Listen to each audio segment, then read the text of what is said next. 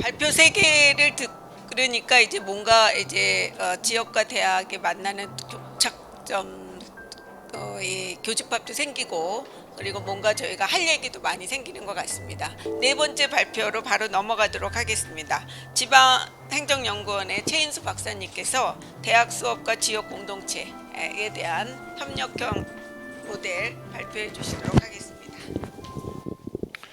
예, 방금 소개받은 최인수입니다. 지방행정연구원에서 근무하고 있고요. 원주 혁신도시에 있습니다. 2016년 12월에 와서 지금 이제 거의 이제 4년 조금 안 된 기간에 있습니다. 대학의 역할과 지역 혁신, 오늘 얘기하시는 것 중에 혁신 얘기하기 많이 나오고 대학의 혁신은 다양한 얘기들을 해서 어쨌든 대학 수업과 연계된 또 지역 공동체 협력형 리빙랩 말씀하시고 또 지역 혁신이라고 해서 한 세 가지 주제를 포괄적으로 말씀을 드려야 되는 상황이어서 일단 대학은 어떤 역할들, 대학이란 본연의 역할들을 지금 다 하고 있는가라고 하는 그런 고민들에서 나타난다고 생각이 듭니다. 지금은 이제 입학할 대상자보다 대학의 정원이 더 많아지는, 그래서 아마 내년부터인가요? 뭐 18,000명이 더 많아져서 누구나 다 들어가는 대학이 되는 그런 꼴이 되어 있는데, 대학은 여러 가지를 어쨌든 고등교육기관으로 되어 있고 진리를 탐구하는 곳으로 되어 있습니다. 그리고 사회의 인재이자 지도를 양성하는 그런 곳으로 대학이 정의 내려 있고, 우리 뭐 어렸을 때 많이 들었던 진리의 상아탑이라고 하는 단어를 쓰고 있는데, 과연 대학은 그런가라고 할 때 저 개인적으로는 그렇지 않다. 그렇지 않기 때문에 어쩌면 이러한 고민들도 있는 것이고 이런 얘기들도 있는 것이고, 지역사회의 결합을 이야기하시고 협동사회 경제라고 하는 이런 부분들을 고민하시지 않나 이런 생각이 듭니다. 최근에 작년이더라고요. 작년 이맘때 유은혜 부총리 겸 교육부 장관이 대학의 위기라고 하는 단어를 쓰시고, 대학이 살아야 지역이 산다라고 하는 단어를 쓰시고, 이러한 지적 혁신은 대학이 주체가 돼서 지역과 정부가 도와주는, 지원하는 그러한 것으로서 전환되어야 한다 이런 얘기를 하고, 그것을 하기 위한 교육부가 그런 걸 하기 위한 부처로서 거듭나겠다라고 밝히기도 했었습니다. 그리고 교육부에서 추진하는 지자체 대학 협력 기반의 지역 혁신 사업이 있더라고요. 찾아보니까. 그래서 그걸 보면 대학의 혁신이 지역의 혁신이 되어야 한다. 즉 지역사회 내에서 아니면 원주라고 하는 곳에서 상지대를 비롯한 다양한 대학들이 그런 혁신의 주체가 되고 혁신의 동력들을 만들어내야 한다라고 하는 문제의식인 것 같고, 앞에 부분에 말씀하신 다양한 설문조사의 내용도 어떻게 보면 그런 부분들과 함께하는 것이 아닌가 생각이 듭니다. 요거는 완전 다른 거에서 가져온 건데요. 대학의 위기를 이야기할 때 우리가 지금 코로나 이야기해서 기존의 대학이 한국사에서 커다란, 아니면 세계적으로도 다양한 대학들이 커다란 역할들을 해와서 하나의 시스템으로 바라보면, 대학이 지금 이러한 과정들로 오다가 지금 뭔지 모르는 대학의 위기를 논하는 그런 과정들까지 와 있는 것입니다. 그래서 지금 상태에서 뭔가 위기나 충격이 발생되면 이 역할들이나 아니면 하여튼 위기에 봉착해서 밑으로 쭉 떨어지죠. 시스템이 붕괴되는 현상을 겪게 되는 겁니다. 이것이 잘 회복을 하면 정상 상태로 가는 것이고, 잘 못하면 가다가 기존의 역할보다 훨씬 더 떨어진 그런 시스템에 도달할 것이고, 아니면 붕괴되는 과정들로 가는 것입니다. 아니면 이러한 위기를 극복하는, 아니면 이러한 위기를 조금 더 현명하게 극복을 하면 기존의 상태보다 훨씬 더 나은 상태로 갈 수 있다라고 하는 그런 개념 속에서 이제 리질리언스라는 단어나 회복력인데, 여기서도 대학의 위기라고 하는 단어를 썼기 때문에 그런 그림을 차용해 왔습니다. 그래서 이러한 부분들은 위기를 새로운 기회로 만드는 힘은 저는 어떻게 보면 대학이 갖고 있는 이 창의력과 대학 창출 능력, 학습 능력, 교육 능력, 혁신 역량, 기술력, 이러한 부분들이 저는 어떻게 보면 대학이 이 시스템을 다시 원상태보다 더 나은 그러한 상태로 만들어내는 것이 아닌가 이런 생각을 하게 됩니다. 그 위에 뭐 다양한 적응력의 유연성이나 회복력을 만들어내고 있는 그 속성을 이야기하고 있는 그런 부분들이 요소들이 존재합니다. 그래서 뭐 이건 참고적으로 봐주시면 좋을 것 같고요. 그래서 어떤 사회가 시스템을 회복하지 못하지만 어떤 시스템 오히려 전보다 더 나은 사회로 가는데, 그 차이점은 바로 이러한 다양한 요인들을 제대로 만들어내는 그런 힘이라 생각이 들고, 지역사회와 결합된 공동체성의 증진과 대학이 합쳐지게 되면 어떻게 보면 지역 혁신이나 새로운 그러한 상태로 좀 더 발전해 나갈 수 있지 않을까라고 하는 개념에서 가져왔습니다. 협동과 연대, 개방성, 오늘 얘기하시는 협동경제나 이런 부분들이 다 여기에 사회적 경제 조직이 이 협동과 연대, 그리고 개방성이라고 하는 그런 속성들이라고 생각이 듭니다. 그러니까 다양한 속성들이 있는데 이 중에서도 어떻게 보면 저는 이런 세 가지 부분들이 되게 중요한 부분들이 아닌가, 나머지도 중요하겠지만 이렇게 말씀을 드리겠습니다. 이거는 아까 얘기했던 유은혜 장관님이 얘기하셨던 혁신의 주체로서는 대학, 그리고 혁신의 주체는 바로 대학이어야 하고 그것은 교육과 연구에 대한 혁신, 그다음에 지역 혁신, 지역과 같이 해서 하는 문제, 그다음에 특성화이나 다양한 부분들로 나타내고 있습니다. 우리가 혁신을 얘기하는데 영어로는 이노베이션이라고 쓰고 제가 잠깐 찾아보면 이 혁자가 가죽 혁자라고 얘기를 하더라고요. 신은 새로운 신자고 가죽을 뒤집어서 완전 새롭게, 그러니까 기존에 고착화된 풍습이나 문화나 여러 가지 기술이나 여러 가지 관습들을 완전히 새롭게 만드는 거. 아주 개선과 다르게, 개선은 점차적으로 약간의 뭐 바꿔나가는 것이지만 혁신은 아주 새롭게 나가는. 그러니까 피부, 가죽 피자를 안 쓰고 이제 혁자 쓰는 거는 뭔가 이렇게 새로운 그러한 다듬어진, 관습화되어 있는 그것들을 바꿔내는 것이 이제 혁신이더라고요. 그래서 그런 측면에서 어떻게 보면 새로움을 창조하기 위한 그러한 노력들이 필요하지 않을까 생각이 들고요. 그래서 대학의 지역 혁신 역량을 강화한다라고 하는 의미는 바로 뭐 다양한 세 가지로 교육부에서는 이야기하고 있지만 연구 기능이나 지역 확산의 다양한 부분들이 있지만 그 중에서 우선적으로 저는 무엇보다도 중요하게 대학의 지역 밀착 기능을 확대하는 것이다 라고 하는, 뭐 상지대가 어쨌든 원주라고 하는 서울 수도권이 아닌 원주 지역에 있는 속대 내기로 이제 지방대라고 하는 표현들이 더 들어간다라고 하면 그 속에서 더 저희 지역사회와의 밀착성들을 높여나가고, 이 지역사회 내에서는 대학이라고 하는 존재는 어찌되었던 고등교육을 받고 있고 인텔리들이 모이고 인텔리를 만들어내는 기관이라고 하면 그런 것들을 이 지역사회에 밀착시켜야 된다 이런 생각이 듭니다. 그래서 이 지역사회 밀착시키기 위해서는 어쨌든 그것들을 만들어내는 접점을 만들어야 되는 것이고, 그냥 가자는 것이 아니라 여기가 탕지대가 있고 정물 나가면 지역사회가 존재하는데 거기에 만드는 접점들을 무엇으로 할 것인가, 저는 그것이 플랫폼이라고 생각이 들고, 이 플랫폼의 구체적인 형태는 여러 가지가 있겠지만 그 중에 이제 리빙랩이라고 하는 단어를 이제 말씀드리려고 하는 것이라고 보면 될 것 같습니다. 그래서 지역 혁신의 플랫폼 또는 지역 혁신의 리빙랩이라고 보시면 좋겠습니다. 지역 혁신의 주체는 결국은 아까 대학이라고 하는, 그러니까 대학이라고 하는 것이 혁신의 주체라고 얘기를 하지만 또 한편으로는 지역사회의 혁신의 주체는 무엇인가? 대학이기도 하고 또한 지역사회에서 실제적으로 많은 활동들을 하고 있는 저는 공동체라고 생각을 합니다. 그래서 공동체라고 하는 단어를 갖고 오기 위해서 혼자 사는 나는 자연이다라고 하는 이런 것이 아니라 어쨌든 부둥켜 안고 난리를 치고 뭐 때에 대한 갈등이 있지만 서로 협력하고 협동해서 새로움을 창출해내는 이러한 힘을 믿는, 저는 그것이 이제 저는 공동체라고 생각이 들고요. 이 공동체는 어쨌든 다양한 글자와 다양한 색깔로 멈춰있지만 하나의 조화를 이루듯이 다름을 인정한 다양성에 기반한 것이 저는 공동체라고 생각이 듭니다. 그래서 지역사회에서의 혁신의 주체는 소통, 나눔, 참여, 공존, 배려, 협동의 정신을 지닌 지역 공동체가 중요한 역할을 해야 한다. 그리고 기존에는 어쨌든 행정이 강한 관 주도의 지역 발전 정책이나 관이 주도해서 행정의 힘과 재정의 힘을 가지고 어쨌든 사회를 움직여 왔다라면, 뭐 정치인이죠, 사실은 정치인이 행정을 통해서 이렇게 진행을 할 때, 저는 이제는 그래서 그런 것들을 수혜적인 이렇게 받아서 뭔가 피동적인 역할들을 했던 수동적인 관찰자였다라면 앞으로의 지역사회에서의 지역 공동체는 혁신을 함께하는 공동체로서 능동적인 역할을 해나가는 그러한 것이 이제 지역 공동체의 역할이 아니겠나, 지역사회 혁신의 주체가 아니겠나 이렇게 말씀을 드리겠습니다. 리빙랩과 아까 이제 지역 혁신의 플랫폼이든 이렇게 혁신의 플랫폼이라고 하는 단어를 쓸 때 리빙랩이 그 중에 하나라고 말씀을 드렸는데, 리빙랩을 아마 많이 들어보시기도 했었겠지만 한편으로는 이미 개념을 다 파악하시겠지만 저는 이제 하다 보면 이게 도대체 뭐지 이런 생각이 들어서 어쨌든 리빙랩과 관련된 말씀을 간단히 드리는 것이 필요할 것 같습니다. 리빙랩은 말 그대로 어쨌든 삶의 현장에서의 실험실, 일상의 실험실, 삶의 실험실이다라고 하는 개념들로 보시면 될 것 같고, 사회적 문제를 해결하기 위한 하나의 뭐 플랫폼이든 수단으로서 아니면 실험실로서 공간으로서 그것이 이제 리빙랩이 아닌가 이렇게 말씀을 드릴 수 있겠습니다.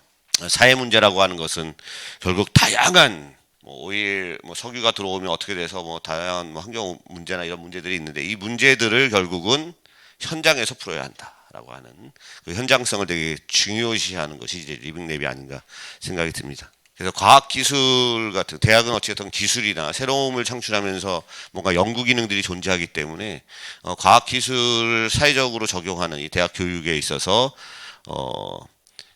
기존에처럼 단순한 기술 개발이 아닌 이것을 어떻게 사회적으로 활용해서 확산시키고 사회 문제 해결하는데 이러한 기술 개발이 아니면 이런 기술들이 기여할 것인가라고 하는 관점들을 끊임없이 가져나가는 그런 것이 좀 필요하지 않나 하는 생각이 들고요.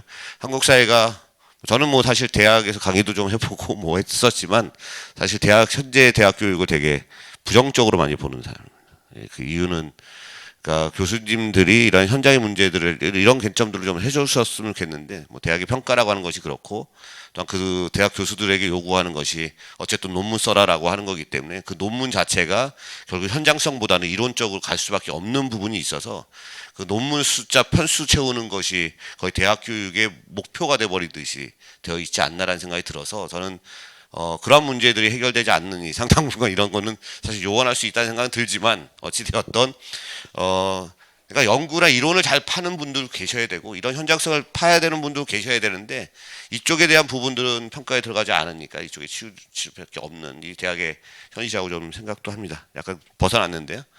그래서 생활 속 문제 해결의 리빙랩 그래서 다양한 생활 속의 리빙랩을 한다 해서 테스트도 하고 여러 가지 진짜 환자들이 어떠한 것들을 더 필요한가라고 하는 것들을 이제 가서 하기도 하고 지역 실험실이라는 단어를 쓰기도 합니다. 생활 실험실이라는 단어를 쓰고 이런 다양한 부분들이 있고 스태피에 있는 성지은 박사가 사실 한국의 리빙랩을 외국부터 해가지고 그냥 거의 막 떠들고 전국을 떠들고 다니면서 이게 리빙랩이 아주 커다랗게 중요한 그런 부분들로 되어 있고 나름대로의 저분의 노력에 의해서 어쨌든 리빙랩이라는 개념들이 한국에 좀 더 안착될 수 있지 않았었나 생각이 듭니다.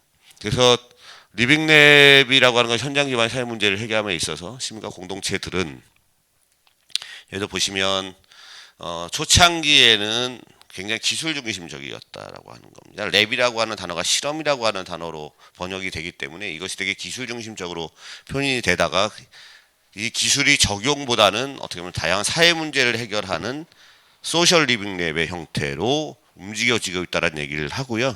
무엇보다 중요한 건 거기에 공동체가 사람이 함께하고 있는가라고 하는 최종 사용자인 수동적인 역할들을 해오고 행정의 역할들이나 그런 것들을 받아서 이렇게 했던 입장에서 변화돼서 실제 능동적인 역할들을 할 수 있는 그런 것들로 되어 있는가 시민들이 공동체가 지역 공동체가 지역 사회가 함께 하는가 그리고 어떤 역할을 하는가가 중요하다라고 요 분이 얘기하셨답니다.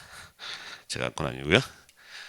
그래서 리빙랩은 또 다른 측면에서는 뭐 일상생활 실험실, 살아있는 실험실, 우리 마을 실험실, 사용자 참여 혁신 공간이라고 의미를 한다라고 하고 성지은 박사도 실제 이제 그러한 사회 문제 해결을 위한 리빙랩이라고 하는 관점에서 이 스태피라고 하는 것이 이제 기술 국책연구기관 중에 이제 기술이 접목되어 있는 곳이라서 아마 그렇게 오면서 이렇게 리빙랩으로 더 오지 않았나 생각이 듭니다. 또 다른 측면에서의 리빙랩은 연구가 연구실에 머무는 것이 아니라 실행을 염두에 둔 것들을 연결하는 그런 플랫폼을 제공하는 것이 리빙랩이라고 보시면 될 것 같고요. 우리가 살아가는 삶의 현장 곳곳을 실험실로 삼아서 문제 해결에 문제를 파악하고 그 문제를 정의하고 그 문제의 해결 방식을 하고 이제 문제를 해결하는 그런 방식이라고 보시면 좋겠습니다. 그래서 계속 약간은 좀 반복이 되는데요. 그래서 이 시민 공동체와 현장이라고 하는 여기서도 보면 리빙랩만의 핵심적인 두 가지 요소를 뽑으라고 하면 저도 아까 초두에 리빙랩을 이렇게 파봐도 결국은 시민과 현장이라고 하는 이 두 가지 요소가 매우 중요하게 작동한다. 저는 그 중에 이거를 하는 혁신을 하던 뭔가 해결의 주체로서의 대학 또는 뭐 지역 공동체인 또는 시민 그리고 그것의 현장성. 그래서 저는 리빙랩을 얘기하면서 나중에 어디 강의를 해달라면 전 강의 안 합니다. 왜냐하면 집에 할 말이 별로 없어요. 해도 억지로 이렇게 오면 드리는 말씀이 결국은 현장성 강화에 있다. 현장에서 문제를 풀어야 한다. 이제 기존에 위에서 뜬구름이 아니라 현장을 좀 더 현장에 기반한 문제 해결 방식을 택해야 한다라 그 수단으로서의 리빙랩이라는 말씀을 좀 드릴 수 있을 것 같고 이거는 넘어가겠습니다. 그래서 대학 지역공동체 협력형 리빙랩을 통한 지역 혁신이라고 하는 과제를 최덕성 교수님께서 저에게 주셨기 때문에 그거에 대한 저희 간단한 견해를 나 이렇게 말씀을 좀 드리다 보면 기존의 문제 해결 방식은 제가 아까 관주도라고 하는 말씀을 많이 드렸었지만 이 정부라고 하는 지자체라고 하는 모든 행정력과 재정력의 총합, 조세권과 모든 것들을 다 갖고 있을 수 있는 여기에서 뭔가 정책을 만들고 그 계획을 공고하면 그 중간에 어떠한 뭐 가업을 수행하는 민간의 주체들이나 이런 분들이 하고 그것들의 혜택을 받는 주민 지역사회들은 이 정책 수립 과정에 의견은 반영되지 않은 피동적인 수혜를 받는 어쨌든 혜택을 받는 형태로 되어 있었던 것이 지금까지의 그리고 세금을 내고 이런 과정들이 기존의 프로세스라고 한다라면 지금의 리빙랩 기반이라고 하는 것은 이 프로세스를 초반에 서비스 공급자로서의 정부나 지자체든 아니면 실제 공동체 자체가 이제 서비스의 공급자가 될 수도 있겠지만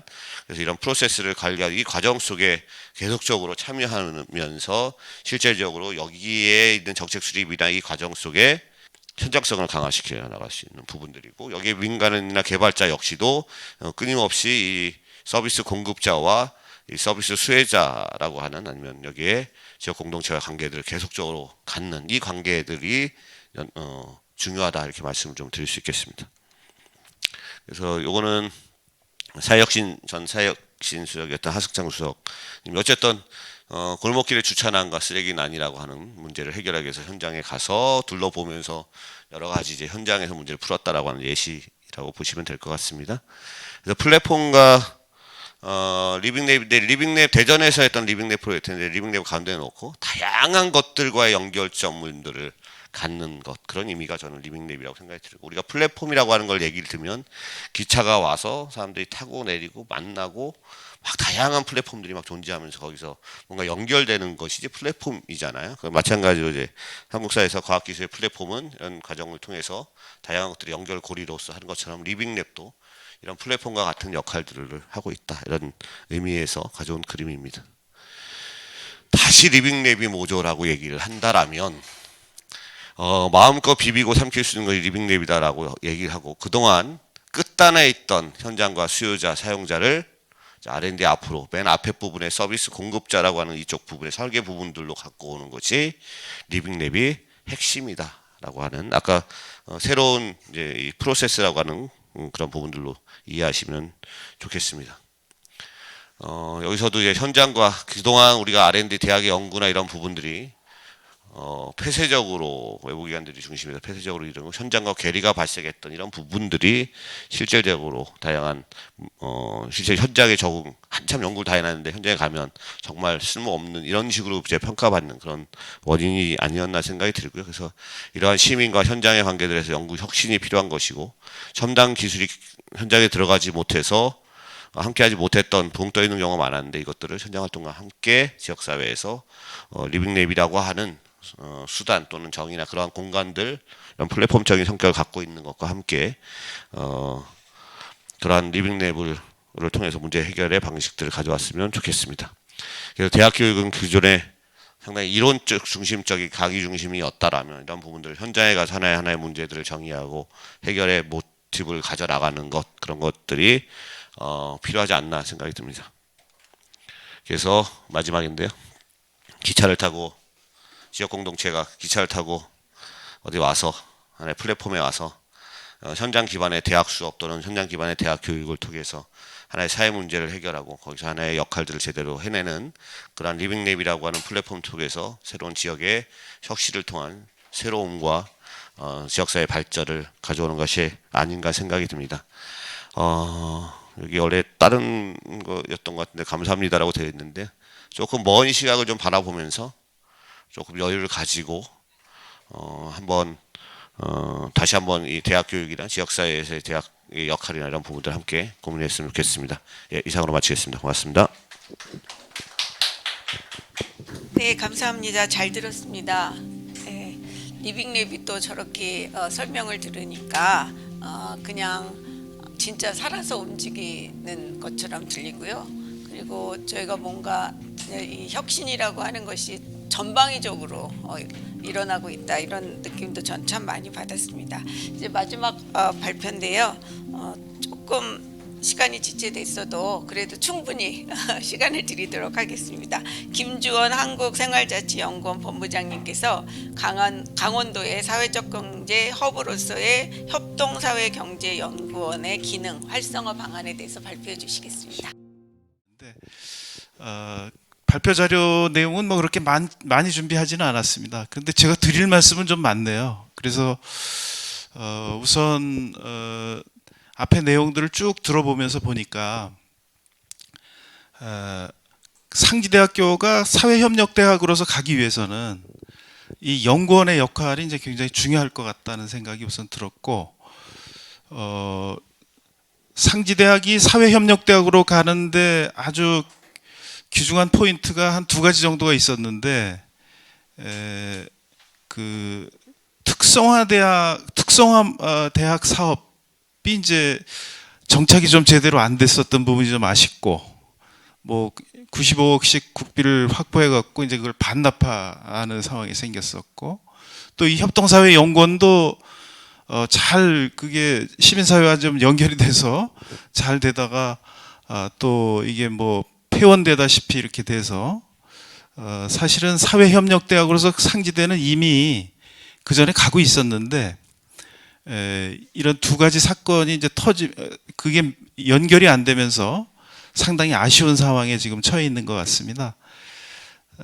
그래서 제가 언제 세미나에 가서 보니까 완주군이 사실은 뭐 사회적 경제나 이런 부분이 굉장히 발전된 지역인데, 거기 센터장께서 와서 발표하는 자료를 보니까 원래 원주를 모델로 해서 자기들이 그것을 벤치마킹해서 발전해 가려고 했었던 모델이라고 하더라고요. 근데 지금은 완주군이 훨씬 더 앞서가고 있고, 그 당시에는 한 10년 전 원주가 그 전국의 가장 모델이 될 정도로 잘 발전하고 모범이 되었었는데, 지금은 이제 완주군이 그런 역할을 하고 있는 것 같습니다. 그래서 그런 점도 아마 그런 사건 또 그런 거하고 이제 관련이 좀 깊은 것 같고요. 그래서 이제 제가 그렇게 이제 원주 지역과 이 지역사회와 상지대학이 그 역할을 하기 위해서는 무엇을 어떻게 해야 될까에 대한 것을 조금 한번 생각을 해봤습니다. 근데 가장 중요한 부분이 원주 지역과 관련해서는 이제 상지대학이 큰 역할을 해야 되지만 지자체에서도 굉장히 거기에 좀 호응을 해줘야 되는데 그런 부분이 조금 아쉬운 것 같습니다. 그래서 물론 지금 환경은 사회경제적 영역과 관련한 환경은 상당히 좀 진전되어 있는 것 같습니다. 좀 희망에 부풀어 있기도 하고, 또 강원도에서 혁신도시 안에도 뭐 건물도 하고 여러 가지 노력들이 있고, 또 터미널 자리에 그런 혁신타운이 오고 사회적 경제 센터가 또 많은 활동을 하고 있고, 그렇기 때문에 그 어느 정도 환경 여건이 좀 구축은 되고 있지만 조금 거기에 조금 우리가 더 보완을 해서 간다고 하면 지금 그 앞에서 말씀하신 최 박사님 말씀하신 뭐 리빙랩이라든가 이런 것들이 조금 더 실천적으로 현장과 가려고 하면은 저는 사회적 경제 영역 센터 중심의 어떤 사회적 경제 영역만 지금 가지고 가는 것은 바람직하지 않다고 생각합니다. 오히려 그거보다도 조금 공동체, 그러니까 특히 우리가 마을 공동체 그쪽 영역에 대한 것을 어떻게 더 그런 환경을 만들어 갈 것인가, 그 안에서 조금 더 조직화된 것이 사회적 경제 영역이고 거기서 성공한 모델이 일자리가 만들어지는 모델이거든요. 근데 우리는 지금 어떻게 보면 급하게 가다 보니까 그 사회적 경제 그 지원에 대한 것만 생각하지 그 뿌리를 살려가기 위한 노력은 지금 발표 내용이나 또 상지대학이 고민하는 것 속에 없는 것 같다는 약간 느낌이 듭니다. 그래서 실제로 지금 사회적 경제 센터에서 성과로 내세우고 있는 마을 기업이라든가 또 사회적 경제 영역의 대부분 그 사업들 내용을 보면 실제로는 그 강원도가 그동안 쭉 진행해 왔었던 농촌 지역의 어떤 새노천 운동이라든가 또는 그 농촌 지역 지원 사업들 그런 거 안에 마을 기업 같은 경우엔 대부분 그냥 그것을 한번 그냥 조직한 거를 그냥 신청해 갖고 사업이 만들어져 갖고 마을 기업 지정을 받은 것들이 대부분이거든요. 그러면 지금 그 농촌 지역과 관련한 그런 마을 공동체 지원 사업과 관련한 것들은 상당히 위축되어 있습니다. 그 위축된 이유가 실제로는 지역 사회의 고령화고 또 그 지역 소멸 문제고 또 그 지역에 실제로 일할 사람이 없는 거거든요. 그렇다고 하면은 우리가 그런 것을 보완해 나갈 수 있는 방법을 대학이 특히 이 연구소에서 협동사회 연구원이 그런 역할을 뭔가 해줄 필요가 있는데 저는 그것에 대한 대안이 물론 고민을 하고 계시겠지만 자격증 제도라고 생각합니다. 근데 자격증과 관련한 것은 지금 발표 내용에 별로 없으신 것 같아요. 실제로 그러한 그 사회적 경제 영역의 활성화를 위해서는 제가 필요한 자격증을 보니까 한 30여 가지 정도 되더라고요. 그런 자격증을 학생들이 어떻게 따도록 한다든가 그리고 또 학생들이 따는 것 외에도 그 활동하려고 하는 시민들 그런 분들이 교육을 받아서 따거나 그래서 그런 활동가들이 정말 자격을 갖고 현장에 가서 그런 어떤 활동들이 이루어지고 그것이 일자리로 만들어질 수 있는 구조가 만들어져야 되는데 실제로 그러한 고민이 협동사회연구원에서 지금 있는지 없는지 그걸 한번 좀 여쭙고 싶습니다. 그리고 그런 부분을 또 어떻게 보완해 나갈 건지 이런 거에 대한 것을 좀 좀 한번 여쭙고 싶고 또 하나는 이제 그 마을 공동체에 대한 육성과 관련한 것들을 어떻게 우리가 이 대학이 역할을 할 것인가 그거에 대한 것도 조금 고민을 해야 될 그런 부분이라고 생각합니다. 사실 저는 이제 2006년도서부터 어떻게 보면 약간 리빙랩이라는 것을 운영해 왔다고 할 수도 있습니다. 그러니까 저희가 농도 상생 포럼이라는 걸 만들어서 1년에 한 10개 마을 정도를 그 자원봉사 활동으로 해서 연구자들이 들어가서 그런 활동들을 쭉 해왔습니다. 그래서 뭐 전문가라고 이제 마을에 들어가서 원래는 처음에는 그냥 마을에 필요한 정보를 주고 또 그 마인드업을 좀 시켜주고 그런 것에 좀 초점을 맞췄었는데 그것만 가지고는 조금 우리가 도움이 안 되는 것 같더라고요. 그래서 제가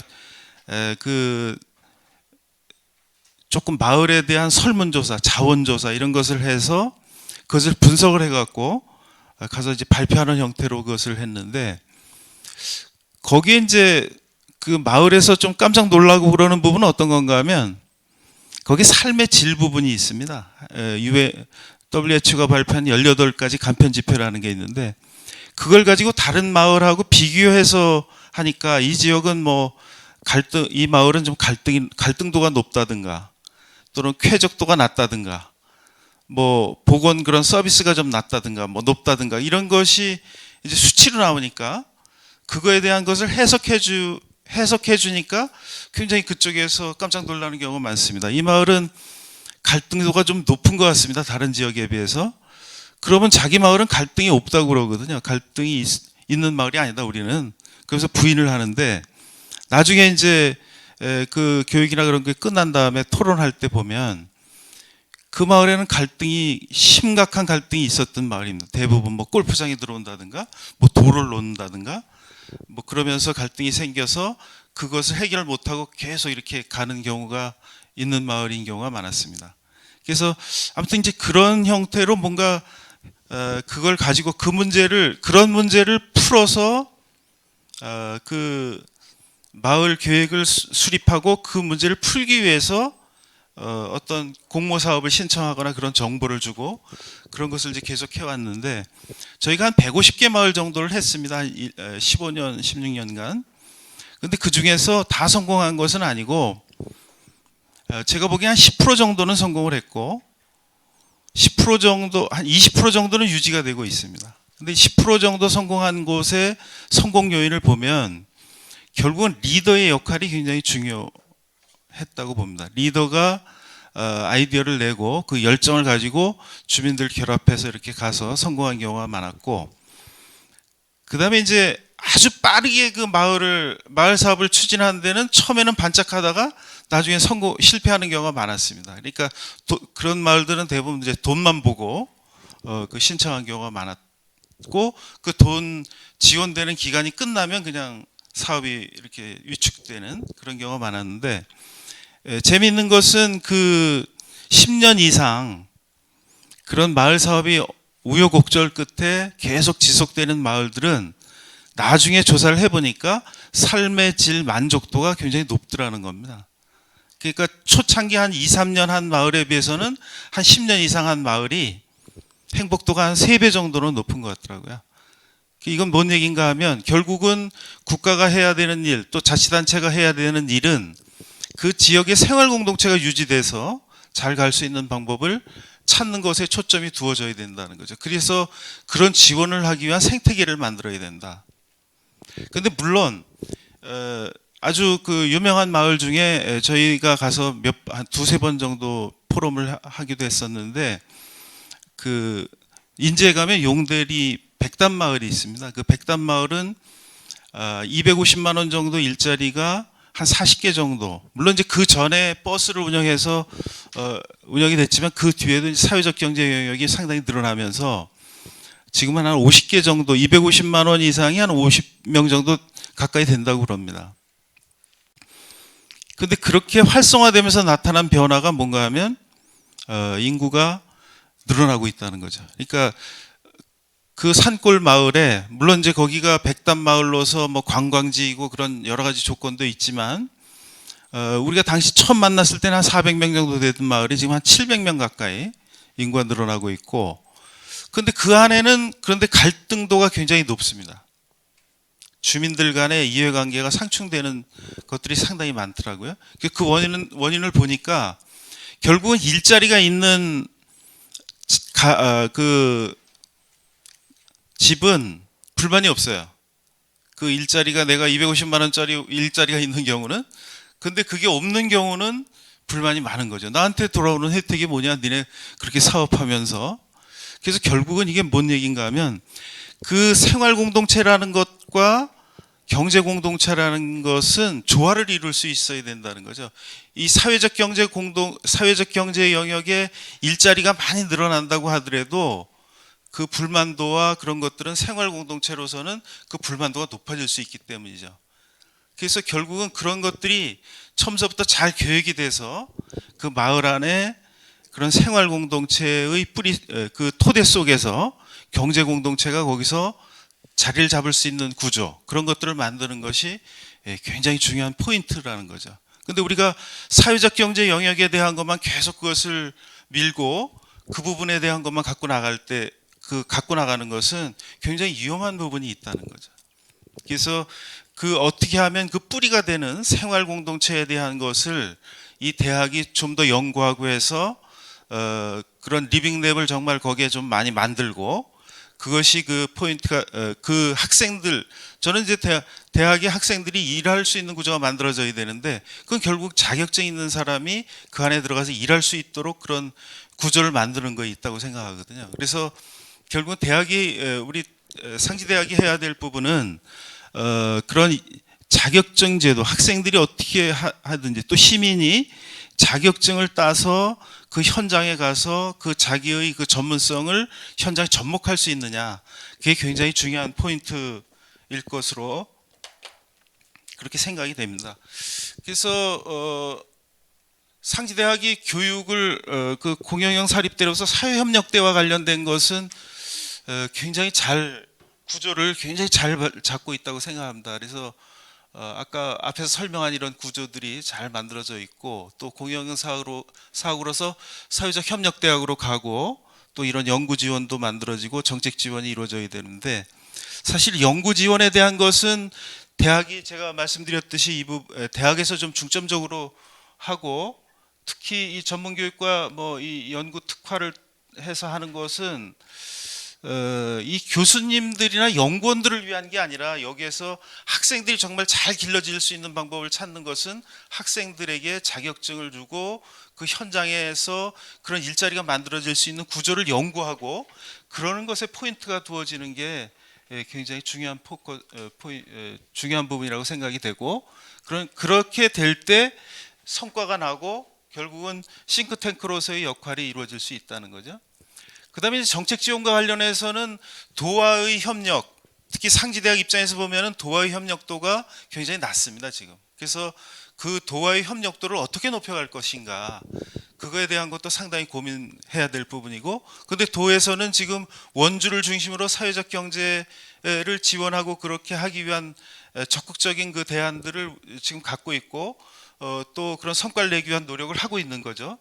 하고 있는데 이제 그런데 조금 우리가 좀 약한 부분은 도시재생과 관련된 것은 굉장히 원주시가 굉장히 적극적으로 뭘 하고 있는데 시가 그런 생활 공동체로서의 어떤 그런 지원이나 그런 것과 관련된 건 굉장히 약합니다. 원주가 도농복합시인데도 시고 도농복합시로서의 어떤 시너지를 굉장히 낼 수 있음에도 불구하고 그게 굉장히 약해 있습니다. 그래서 그런 부분에 대한 것도 우리가 그런 논리를 만들어서 원주시를 설득하고 또 그런 것들을 사업을 제안해서 이 정책 지원과 그런 생태계가 만들어질 수 있는 어떤 적극적인 노력, 그게 좀 필요하지 않을까. 정부는 뭐 하여튼 포용국가 이런 것들을 통해서 상당히 적극적인 그런 정책들을 지금 갖고 있으면 틀림이 없습니다. 그런데 정부가 아무리 이렇게 의지를 갖는다고 하더라도 이 앞에서도 얘기가 있었지만 저는 그것을 한마디로 표현하면 현장의 지혜 만들기라고 생각하거든요. 현장의 지혜가 만들어져야만 예산을 써도 아까 뭐 몇십억씩 쓰고도 사업기간 끝나면 그냥 지속 가능하게 못 가는 경우가 많은데, 그게 대부분 보면 그 마을로 얘기하면 마을 구성원들이 원하는 사업을 하지 않는 경우가 많거든요. 그냥 쉬운 사업으로 가고 뭐 이러다 보니까 그렇게 되는 경우가 많은데, 결국은 앞으로 정부가 이렇게 생각하고 있는 이런 포용국가로서 이것이 가는 것의 가장 핵심 부분도 결국은 사람에 대한 투자고, 그 사람에 대한 투자가 대학에서 적극적으로 이루어지는 방법은 저는 그런 자격증 있는 학생들을 많이 배출하는 것이다라고 생각을 합니다. 여러 가지 포용과 혁신과 관련한 그런 그 대안들이 있는데, 저는 혁신과 관련해서는 제가 갖고 있는 생각은 4가지 포인트가 굉장히 중요하다고 생각합니다.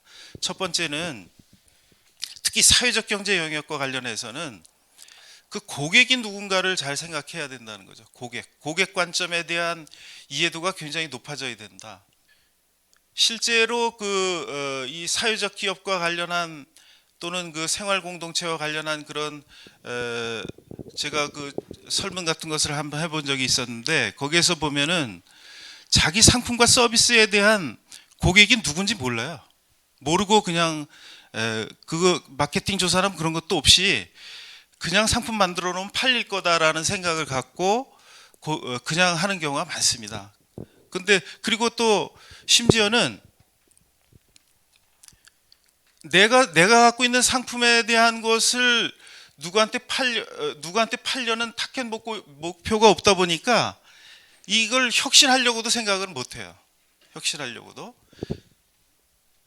그래서 이 고객 관점에서의 뭔가 상품과 서비스를 만드는 노력, 그게 굉장히 중요한 포인트고, 거기에서도 이제 1차 고객과 2차 고객이 있는데 그 1차 고객에 대한 것도 중요하지만 물론 이제 2차 고객에 대한 것도 우리가 잘 고민을 해서 만들어야 되고, 근데 거기에서 두 번째 포인트는 일하는 방식을 개선을 해야 된다는 거죠. 그런데 그게 일하는 방식에 대한 개선도 결국은 서비스 상품에 대한 것이 무엇인가가 분명할 때 가능한 거죠. 그리고 이제 투명하게 운영해야 된다는 거예요. 대부분 이제 깨지는 경우가 투명하게 운영되지 않기 때문에 깨지는 경우가 많거든요. 그리고 어떻게 하면 성과를 더 낼 것인가.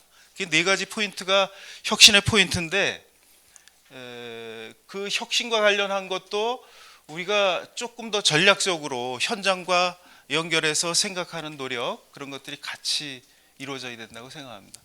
그래서 이 교육부가 사회혁신에 대한 것들을 여러 가지 그 내용들을 이렇게 만들고 있는데, 이것도 제가 앞에 말씀드린 그런 내용들이 현장에 접목될 수 있는 방법을 찾을 때 결국은 가능하다고 생각합니다. 그래서 상지대학이 갖고 있는 이런 교육 자산을 이런 비전과 이런 전략을 가지고 갈 수 있도록 우리가 적극적으로 노력할 필요가 있다. 근데 이제 상지대학 전체적인 그 사회협력대학으로서 지금 현재 갖고 있는 장점과 조금 완성도가 높은 게 이제 세모 표시인데요. 생애 주기별로 할 때 저는 여기에서 이걸 좀 자세히 봤습니다. 자세히 좀 검토를 해봤는데 조금 뭔가 빠진 부분이 있어요.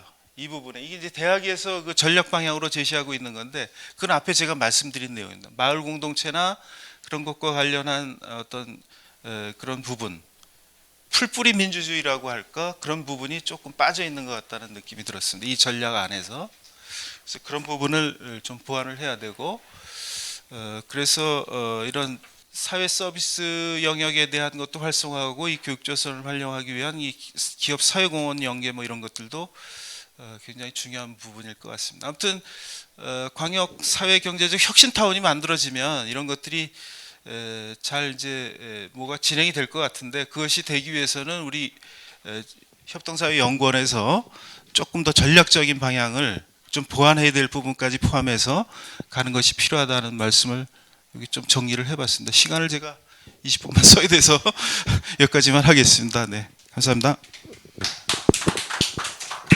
나 2시간을 마라톤으로 5분의 발표를 들었습니다.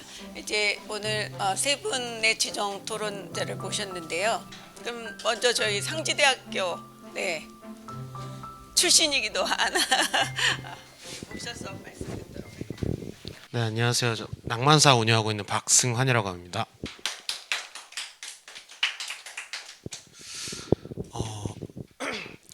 사실 제가 상지대학교를 나오기도 했고 또 원주에서 나고 자라면서 지금 이 주제에 맞는, 그러니까 상지대와 지역사회 둘 다를 사실 공유하고 있는, 아마 여기 대부분이 그러시겠지만 그런 사람이었잖아요. 그래서 곰곰이 생각을 해봤을 때 이 주제를 받고 나는 어떤 입장에서 얘기를 해야 되냐가 먼저 약간 선택이 잘 안 되더라고요. 그러니까 저는 상지대 생이기도 했고 지역에서 사업을 하는 사람이기도 했고 지역의 시민이기도 했고, 그래서 좀 곰곰이 생각을 해보니까 제가 처음으로 약간 지역 단위로 활동을 했던 게 중학생 때였었거든요. 중학생 때부터 쭉쭉쭉 올라오고, 그때 느꼈던 게 보통 고등학생 때 활동을 하더라도 고등학생들도 많고 어른들도 많은데 대학생은 없었던 것 같아요. 지역에서 보이는. 그래서 대학교에서는 어떻게 활동을 하는지는 잘 몰랐던 것 같아요. 오히려 40대, 50대 분들이 어떻게 지역에서 활동을 하시는지는 고등학교 때 이미 좀 알고 있었던 것 같은데, 대학생들이 어떻게 노는지 또 어떻게 활동하는지는 잘 몰랐던 거예요. 근데 대학을 와가지고 이렇게 보고 지금도 현장에서 보니까 지역은 대학생을 굉장히 많이 원하더라고요. 근데 대학생은 지역을 그렇게 원하진 않는 것 같아요. 근데 여기서 조금 이제 괴리가 생기는 것 같아요. 물론 상지대학교가 대학생만을 얘기할 수는 없겠지만 절대 다수가, 일단 상지대학교를 구성하고 있는 다수가 대학생이라고 봤을 때, 그리고 주변의 지역에서도 대학교를 봤을 때는 대학생을 제일 먼저 생각이 들 거 아니에요. 그랬을 때 과연 이 지역은 대학생들을 정말 많이 원해요. 그러니까 저희도, 제가 상지대학교를 나와서 사업할 때 굉장히 이점들이 많아요. 그러면은 대학생들 좀 아직도 후배들 알고 있는 사람 있니?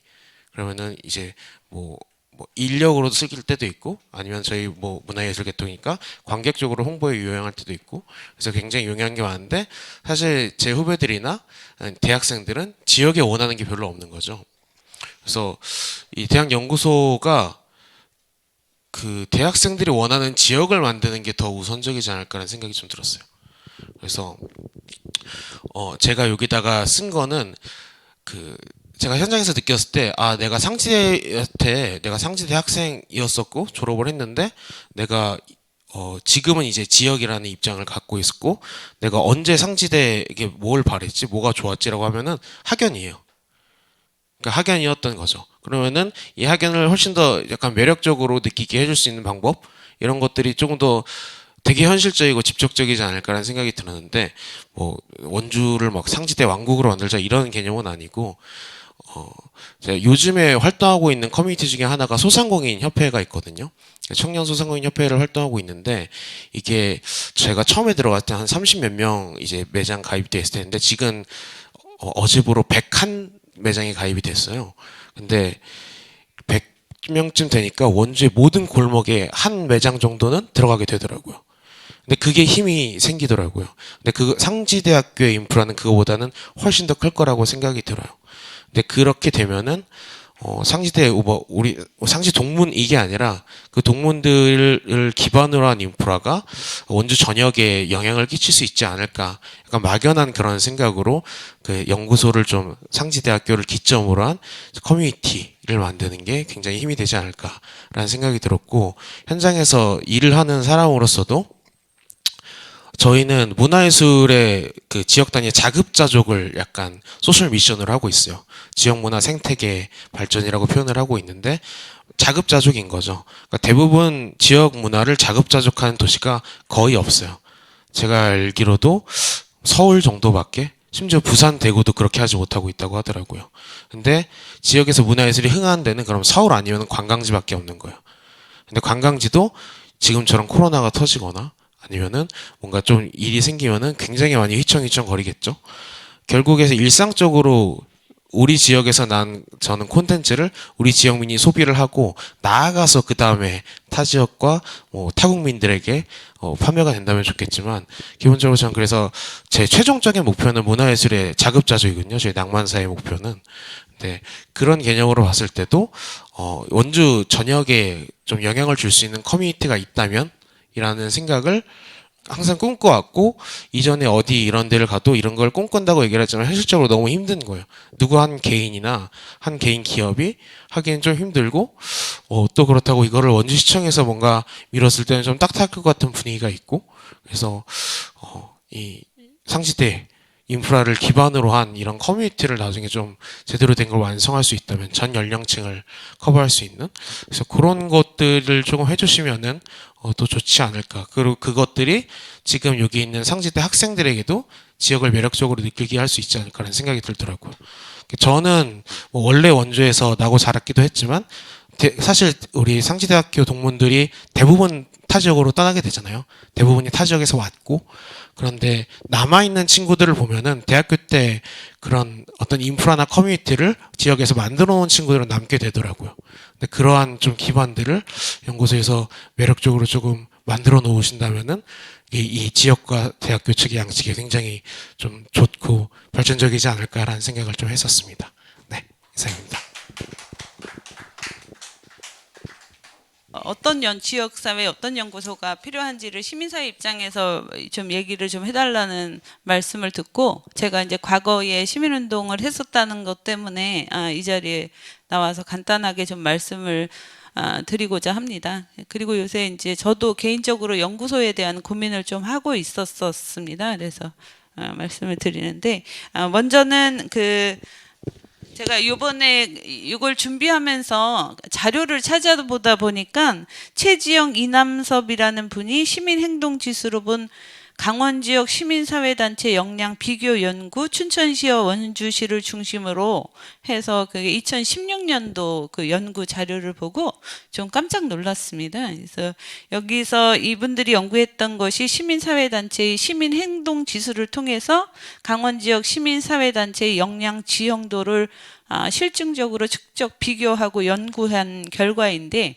우리가 이제 그냥 상식적으로 생각할 때 원주하고 춘천만 딱 비교하면 원주가 뭐 시민운동의 메카, 협동조합운동의 메카 이렇게 이야기하고 있었지만 실제 이 연구 분석의 결과에 비하면 강원도가 이제 전국에 비해서 좀 낮을 거라고 생각하는 것만 충분히 추측이 가능한데 원주가 춘천에 비해 현저히 떨어진다는 사실 연구 결과가 나왔더라고요. 그래서 저도 좀 깜짝 놀랐고 이 연구자들도 도대체 왜 그런가에 대한 의문을 가졌던 거예요. 그게 이제 2016년도 연구 결과인데 그러면서 이제 여기에서 연구자들이 조심스럽게 그 추측하기는 원주가 이제 협동조합 운동이 활성화되어 있으니까 당연히 시민사회 운동도 활성화되었을 거라고 생각을 했는데 그렇지 않더라. 그러면서 하는 얘기는 이제 그 원주의 협동사회 운동이 도시형 협동사회 운동이 아니라 이제 농촌형 공동체적 협동사회 운동이라 시민사회 운동하고 좀 다른 것이 아닌가 뭐 이렇게 추측을 하는데 이것에 대한 후속 연구가 없기 때문에 지역사회에서 연구소가 있었더라면 이에 대한 후속 연구나 또 나름의 어떤 의견을 제시할 수 있었지 않았을까 하는 아쉬움이 좀 들었습니다. 그리고 이제 제가 생각할 때 저 개인적으로는 지역사회의 정치 지형과 연관이 되어 있다 이렇게 생각을 하거든요. 제가 이 논문을 보면서는 2010년도에 민주당의 그 단체장이 집권을 하면서 시민사회가 자기 정체성을 찾지 못하고 시민사회의 어떤 비판적 의견이 이게 피하 간의 정쟁의 어떤 그 갈등 구도 또는 이제 프레임에 갇혀서 건강한 시민사회가 부재했던 것이 아닌가 이런 의견을 저는 개인적 설득력이 좀 있죠. 그래서 저는 이제 시민사회가 비판적 견제 세력의 역할들을 해야 되고 또 이제 의제 발굴이나 정책 대안 세력으로서의 역할도 해야 되고 또 소통과 협치 세력의 역할 또는 시민사회 결사체로서의 역할을 해야 하는데 2010년부터 10여 년간의 민주당 단체장의 집권이 오히려 이제 시민사회 역량을 위축시키고 시민사회의 자기 정체성을 갖지 못하게 한 것이 아닌가 하는 그런 걱정을 하고 있습니다. 그리고 이제 원주 지역에서는 과거에 이제 다양한 연구소가 만들어진 적이 있었어요. 근데 그것이 지속되지 못했거든요. 그래서 그 원인이 뭔가 예를 들면 21세기 정책연구소가 있었고 상지대학교에 협동사회 경제연구소가 있었고 또 강원시민사회연구원 또 있고 또 아마 또 더 있을 거예요. 근데 이제 그런 것들이 지속적으로 이루어지지 못했던 원인이 뭔가를 고민했을 때 가장 먼저는 이제 경제적인 어려움이 안정적으로 지속적으로 이루어지지 못했던 원인인 것 같고 또 하나는 어쨌든 전문 인력이 부재했던 거. 또 이제 상지대 같은 경우에는 이제 학교가 이렇게 여러 가지 우여곡절을 겪다 보니 협동사회 경제연구원의 활동이 중도에 중단됐다가 이제 다시 말하자면 시작하게 된 거죠. 그래서 그런 것들을 고민하면서 이제 제가 다른 지역의 이제 연구소의 사례를 살펴봤어요. 그랬더니 이제 그 자료를 보시면 시민과 대한연구소라는 것이 있고 충남대의 인문대학 시민사회연구소가 있더라고요. 그리고 이제 모두의 연구소 그리고 희망제작소의 온갖문제연구소 뭐 이러한 연구소들이 있는데 제가 제일 재밌게 봤던 것은 그 모두의 연구소예요. 이 모두의 연구소는 이제 이공계 계통들이 연구를 하는 건데 이제 리빙랩실이 있어갖고 이제 왜냐하면 제 아들이 여기를 잠깐 연구소에 공부하러 잠깐 다녔어서 그래서 알게 됐어요. 그래서 이제 관심 있는 분야의 연구실에 합류해서 함께 연구하는 거예요. 내가 이제 어떤 분야에 대해서 관심이 있어. 그러면 그 연구소에 나는 이러이러한 분야에 대해서 관심이 있습니다. 그러면 그 연구에 그 관심 있는 사람들을 모아주고 연구자를 붙여주는 형태예요. 그래서 뭐 6개월이면 6개월의 연구 과정을 거쳐서 어떤 연구 결과물을 내놓는 거죠. 이러한 형태가 하나 있고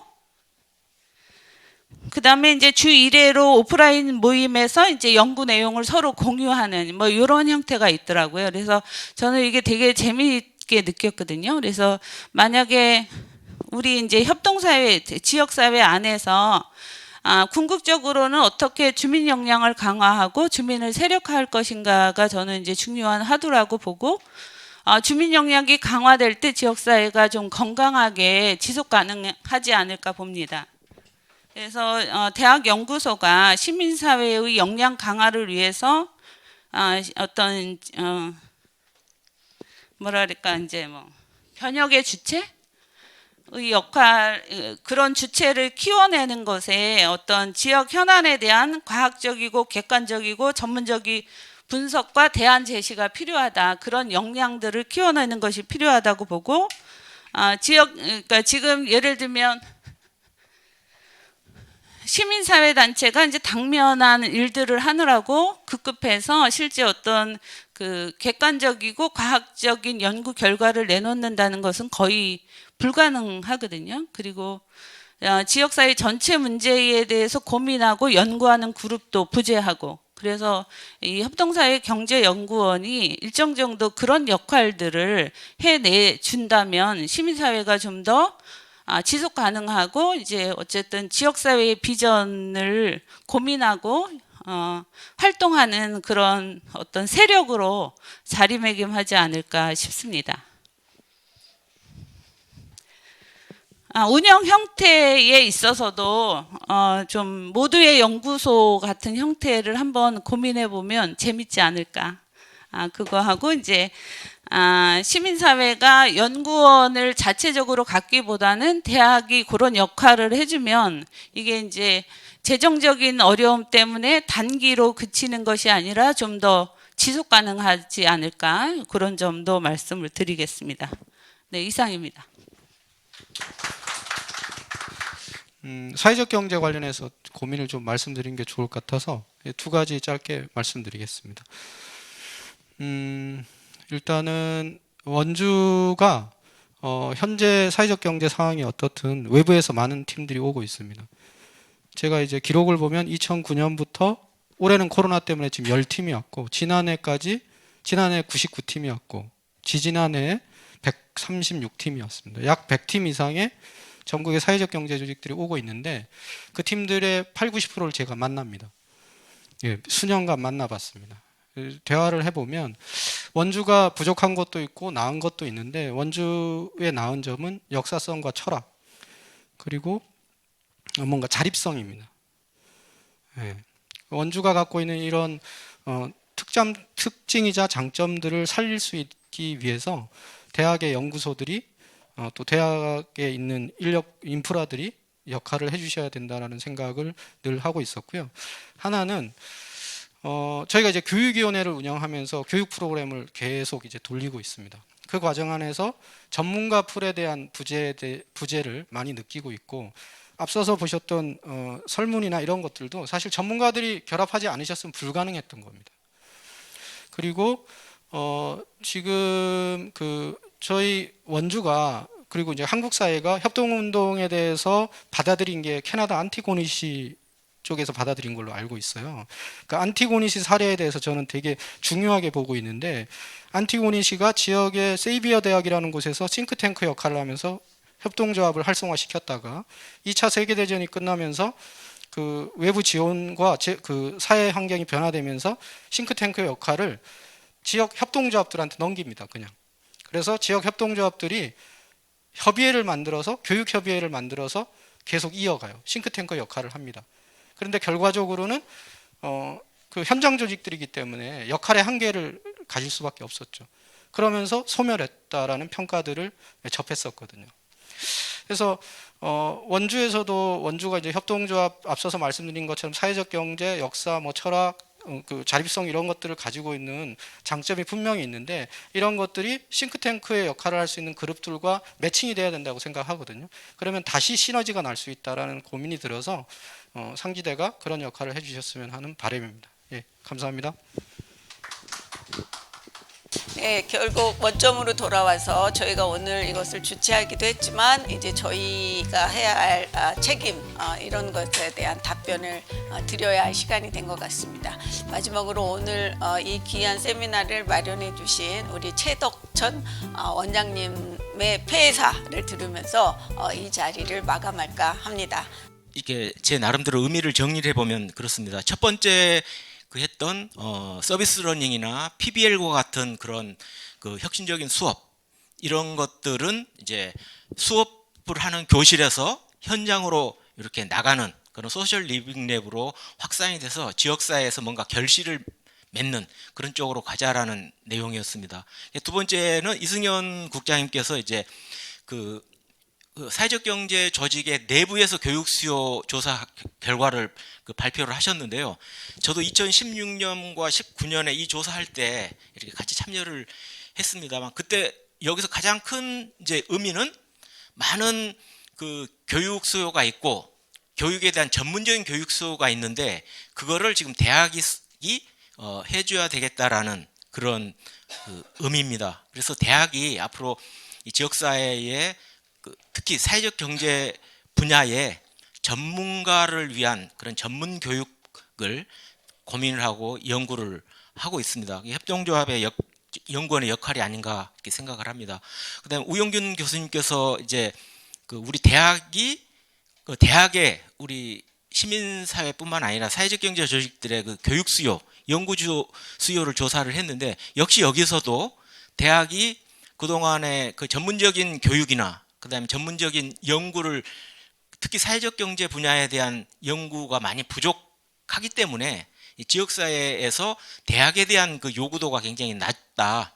그래서 앞으로는 이제 그 규모도 커졌고 대학의 역할도 커졌기 때문에 이 지역의 그 전문적인 교육, 그다음에 전문적인 연구의 그런 플랫폼 역할을 해야 되겠다 이런 말씀을 하셨습니다.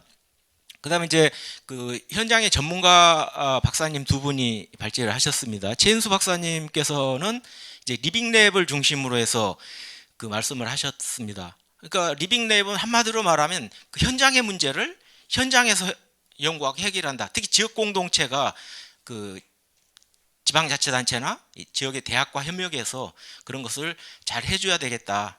협동사회경제연구원의 그런 기능을 이렇게 주문을 하셨습니다. 그다음에 마지막으로 그 김주원 우리 박사님께서는 더 중요한 내용을 말씀을 하셨는데요. 이 상지대학교 협동사회경제연구원이 사회적 경제에 대한 연구, 협동조합에 대한 연구뿐만 아니라 시민들의 생활 공동체에 대한 연구도 좀 해줬으면 좋겠다. 저도 굉장히 공감이 갔습니다. 그 다음에 학생과 지역의 그 사회적 경제 전문가를 위한 전문 교육을 운영을 하고 거기에 따른 그 전문 자격증을 두어야 된다. 사실 사회적 경제와 관련된 그 국가 자격이나 이런 게 없습니다. 그 다음에 민간 자격이 몇 개 있긴 하지만 전문성이 너무 떨어집니다. 그래서 저희들도 그 우리 협동사회 경제 네트워크와 우리 연구원이 지금 우리 사회적 경제 학과가 만들어졌기 때문에 거기도 역시 전문 자격이 없습니다. 그래서 일단은 민간 자격이라도 전문 자격증 과정을 운영을 하자. 그래서 우리 그 평생교육원의 활동과 과정은 지금 개설을 해서 하고 있습니다. 그 다음에 이제 사회적 경제 학과가 있고, 그 다음에 지금 없는 게 금방 말씀드린 대로 현장 전문가를 위한 전문 교육, 그걸 통한 자격증, 그 자격증을 가진 사람들을 지역에 활용하는 문제, 이런 선순환 구조가 좀 빈약합니다. 그래서 그 문제를 지적을 해 주셨습니다. 그 다음에 이제 지방자치단체하고 대학이 좀 협력을 해서 아이디어를 공유하고 자원을 이렇게 공유했으면 좋겠다, 이런 말씀을 해 주셨고, 협동사회경제연구원이 금방 그런 세 가지를 할 수 있는 플랫폼 역할을 해달라, 이런 말씀을 해 주셨습니다. 그 다음에 이제 그 두 분이 그 지정 토론을 해주셨는데 제가 들으면서 이 따끔따끔 가슴이 따끔따끔 거리는 그런 아주 중요한 말씀을 해주셨어요. 우리 박승환 우리 그 대표께서 이야기한 내용에서 정말 그 가슴 아팠던 거는, 지역은 대학생을 원하는데 대학은 지역사회를 별로 원하지 않는, 다시 말해서 지역사회에서 그 대학생들을 많이 육성해 주길 것이 필요한데 대부분의 학생들이 외지에서 왔다가 졸업하면 외지로 나간다. 그러니 우리 대학이 그런 학생들이 지역에 정착해서 지역을 혁신하고 발전시킬 수 있는 주체로 되게 도와달라. 그러려면 많은 협동사회 경제연구원이 중심이 돼서 많은 조직들의 어떤 그 플랫폼 또는 그 우리 박 대표님 표현으로는 커뮤니티를 구축하고 인프라를 공유할 수 있도록 해달라. 그래서 우리 지역의 문화 콘텐츠뿐만 아니라 뭐 사회적 경제 이런 것들이 작업할 수 있도록 선순환할 수 있도록 연구원이 해달라 이런 주문을 해주셨는데 제가 굉장히 가슴 깊게 새기겠습니다.